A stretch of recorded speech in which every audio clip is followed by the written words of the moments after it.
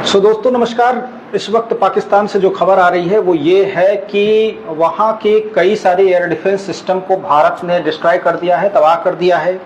कई सारी मिसाइलें भारत ने जवाबी कार्रवाई के तौर पर पाकिस्तान पर दागी हैं, जिसका असर ये हुआ है कि अब पाकिस्तान में खलबली मच गई है।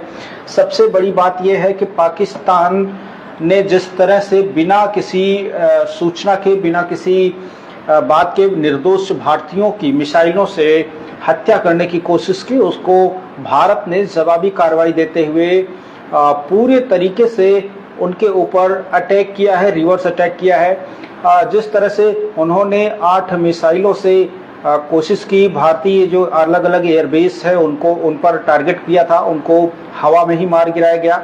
इस वक्त ब्लैकआउट की जो कंडीशन थी अब वो रिकवर कर दी गई है, लेकिन सबसे बड़ी बात यही है कि क्या अब भारत और पाकिस्तान के बीच ये जो आहट दिखाई दे रही है कोई लंबी दूरी तक चलने वाली है क्या?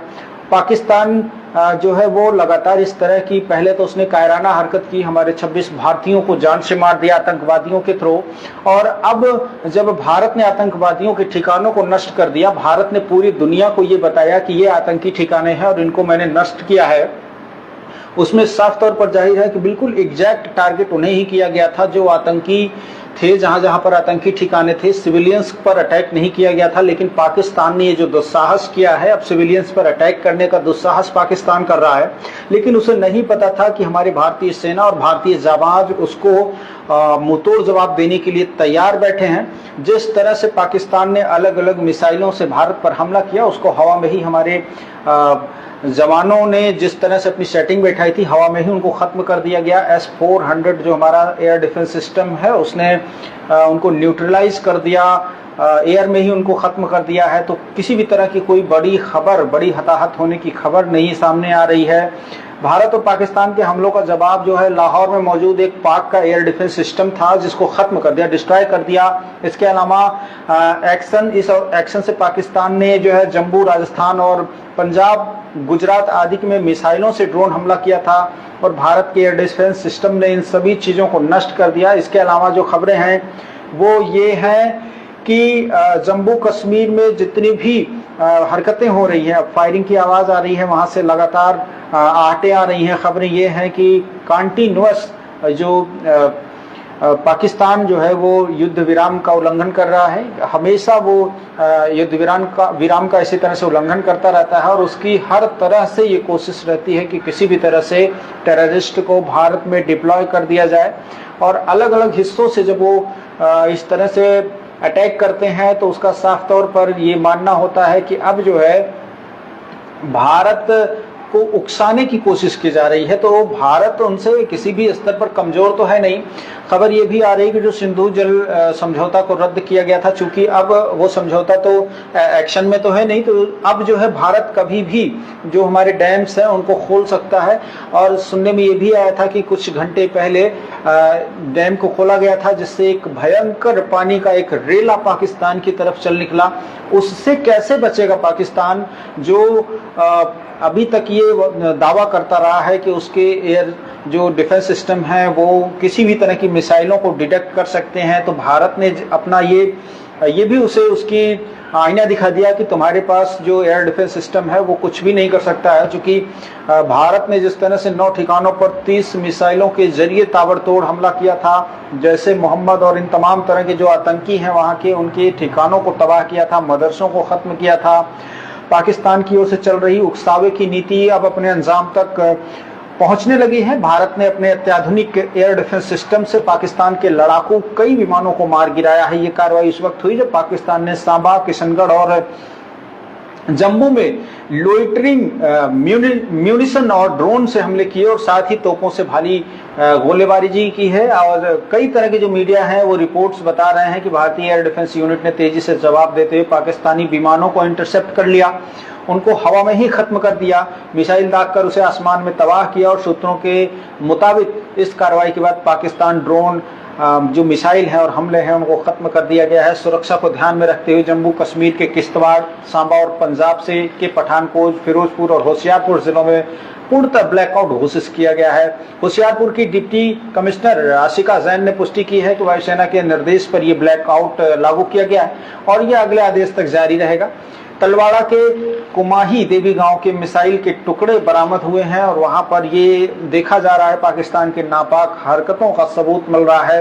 राजस्थान के जैसलमेर में भी ब्लैकआउट हुआ है, जिससे साफ तौर पर पाकिस्तान की ओर से बड़े पैमाने पर हमला करने की कोशिशों का एक प्रमाण मिल रहा है। और इस तरह से जो हमारी भारतीय सैन्य व्यवस्था है वो पूरी तरह से अलर्ट है। जैसलमेर में जब पिछले घंटे जो है पाकिस्तान ने वहां पर एयर से जो है हवा में मिसाइलें दागी थी और वो भारत की तरफ फेंकी थी, लेकिन वो हमारे जो एयर डिफेंस सिस्टम है उन्होंने उन्हें डिस्ट्रॉय कर दिया।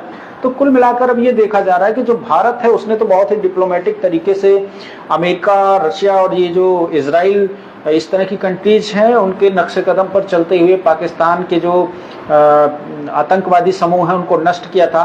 कुछ दिन पहले आपने देखा कि कैसे कुछ साल पहले जो है ओसामा बिन लादेन को अमेरिकन फौज ने उनके पाकिस्तान में घुसकर मारा था। तो ये तमाम चीजें पूरी दुनिया के सामने पाकिस्तान का चरित्र बेनकाब है और पाकिस्तान अगर इस गफलत में है कि उसे छोड़ दिया जाएगा तो ऐसा नहीं होगा।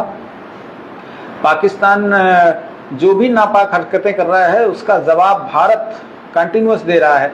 तमाम जो चीजें चल रही हैं उनको लेकर के अब जैसे गृह मंत्री हमारे राजनाथ सिंह जी, उनका भी साफ तौर पर कहना है कि पाकिस्तान को भरपूर जवाब दिया जाएगा। हमारे प्रधानमंत्री नरेंद्र मोदी जी का भी कहना है कि भरपूर जवाब दिया जाएगा। लेकिन सबसे बड़ा सवाल यहाँ पर यही आता है कि क्या अगर पाकिस्तान इस तरह की हरकतें कर रहा है तो उसके पीछे कौन हो सकता है।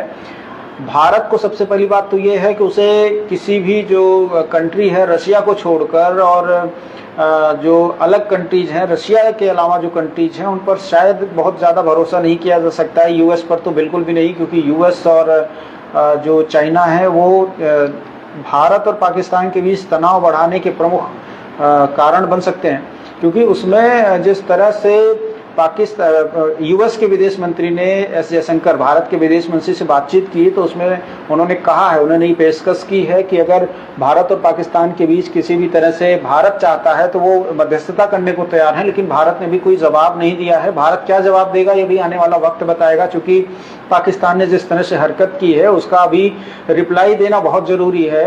और चूंकि हमारा जो एयर डिफेंस सिस्टम है वो बहुत मजबूत है, पाकिस्तान इस गफलत में ना रहे। लाहौर और इस्लामाबाद के अलावा कई सारे ऐसे इलाके हैं जहां पर भारत ने उनके एयर डिफेंस सिस्टम को डिस्ट्रॉय किया है, ऐसी खबरें आ रही हैं।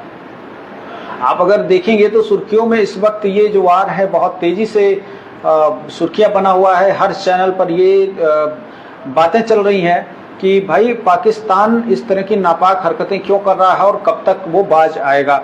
पाकिस्तान जो है बारामूला पर अटैक किया उन्होंने, लेकिन सेना ने उसको सबक सिखाया है।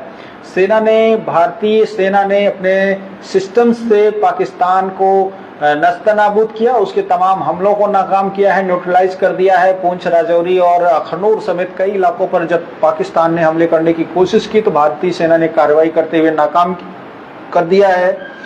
पाकिस्तान ने भारत के कई शहरों में ऐसा अटैक किया था जिसमें बारामूला भी शामिल है। बारामूला में एक के बाद एक कई धमाके सुनाई दिए जिससे लोग सहम गए और तमाम तरह की ये जो खबरें हैं। भारत के पास S-400 मिसाइल डिफेंस सिस्टम है।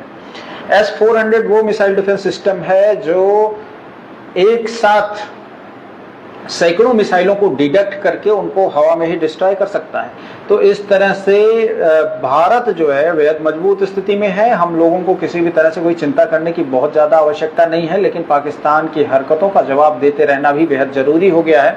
साथियों, जिस तरह से ये घटनाएं हो रही हैं इनमें आप क्या सोचते हैं, हमें ज़रूर कमेंट करके अपनी राय बताएं और ये भी बताएं कि क्या पाकिस्तान के पीछे ये जो कारनामे हो रहा है उसके पीछे असली वजह क्या है। क्या वो चाइना के उकसावे में आकर कर रहा है? मुझे तो ऐसा नहीं लगता है, क्योंकि चाइना के ऊपर एक भारी भरकम जो है ये लोड रहेगा, प्रेशर है कि पाकिस्तान को बचाया जाए। क्योंकि पाकिस्तान से प्रेम नहीं है उसे सिर्फ अपने जो इन्वेस्टमेंट पाकिस्तान में है चाइना का उससे प्रेम है। चाइना पाक इकोनॉमिक कॉरिडोर यानी CPEC जिसे कहते हैं उसको आपने देखा होगा, तो बलूच विद्रोहियों ने भी इस वक्त जैसे पाकिस्तान के विरुद्ध विगुल फूंका हुआ है। तो बलूच में 200 किलोमीटर चाइना पाक कॉरिडोर के जो रास्ते हैं वो हैं, लेकिन वहां पर बलूचिस्तान के लोग जो है उसे बनने में बहुत ही बाधा उत्पन्न कर रहे हैं। उनका साफ तौर पर कहना है कि हम पाकिस्तान का हिस्सा नहीं है और पाकिस्तान से अलग होना चाहते हैं। पाकिस्तान के 8 सैनिकों को कल ही बलूचिस्तान के विद्रोहियों ने मार गिराया था। बम से ऐसे ब्लास्ट कर दिया कि पाकिस्तान के 8 सैनिकों की परखच्चे उड़ गए, उनका पता भी नहीं चला कि वो कहाँ गए।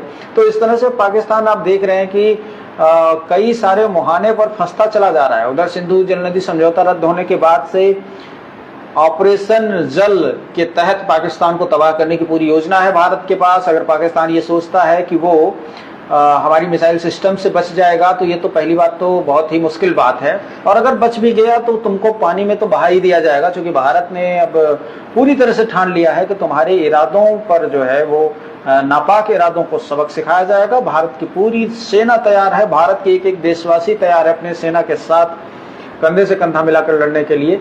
तो इस तरह से जो है आपको जो भी अपडेट हो आप लोगों को बताते रहें। और सबसे बड़ी बात यह है कि जो भी खुफिया टाइप की जानकारी हो भारतीय सेना से संबंधित, कोई ऐसा राज, कोई ऐसी जानकारी आपको लाइव नहीं करना है, किसी भी सोशल मीडिया प्लेटफॉर्म पर शेयर नहीं करना है, किसी भी व्हाट्सएप के जरिए आपको किसी को नहीं भेजना है। तो ये तमाम एहतियात हमें बरतने की ज़रूरत है।